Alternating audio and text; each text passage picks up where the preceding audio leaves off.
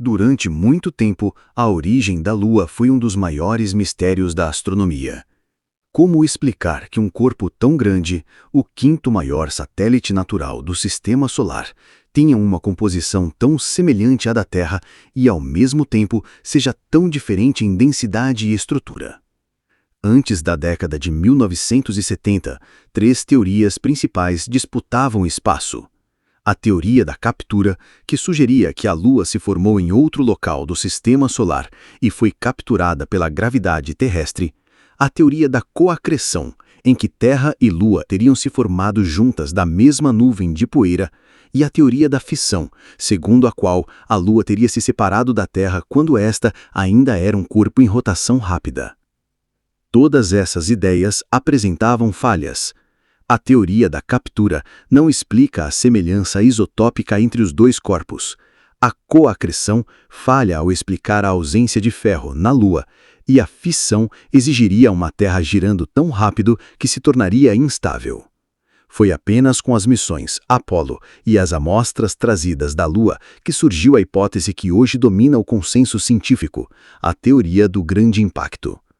Segundo essa teoria, há cerca de 4,5 bilhões de anos, a Terra ainda estava em formação, num período caótico do Sistema Solar, conhecido como Adiano. Foi então que um corpo do tamanho de Marte, que os cientistas batizaram de Theia, colidiu com a Terra em um ângulo oblíquo, liberando energia equivalente a bilhões de bombas nucleares.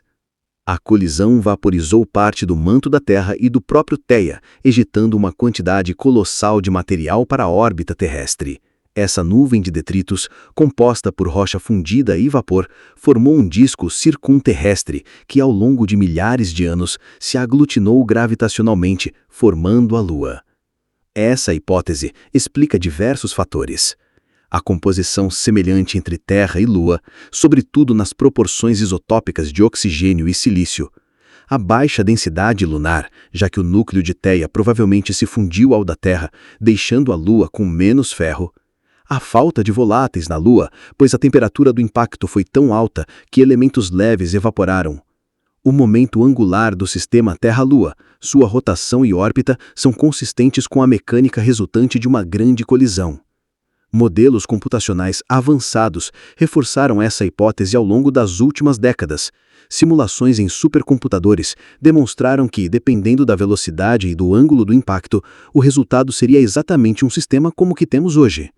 Inclusive, algumas simulações mais recentes propõem variações desse modelo, como a hipótese do impacto sinéstrico, em que Theia e Terra colidem e se fundem rapidamente, com a Lua condensando-se logo após.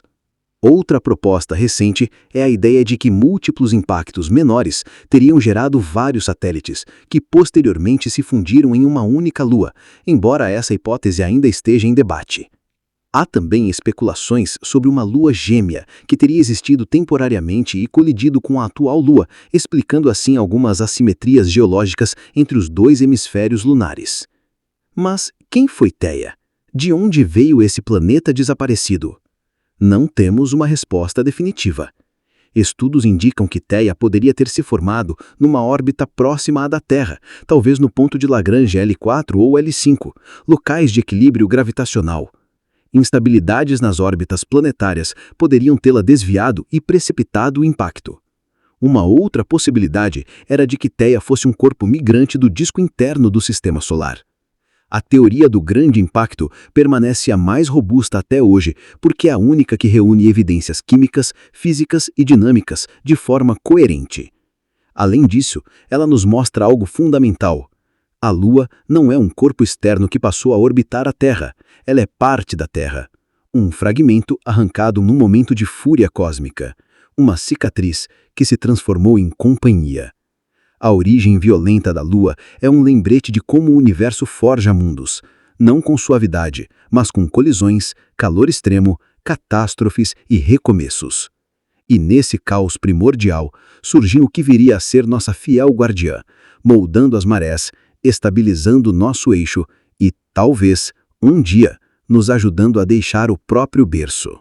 Curta e considere se inscrever. Obrigado.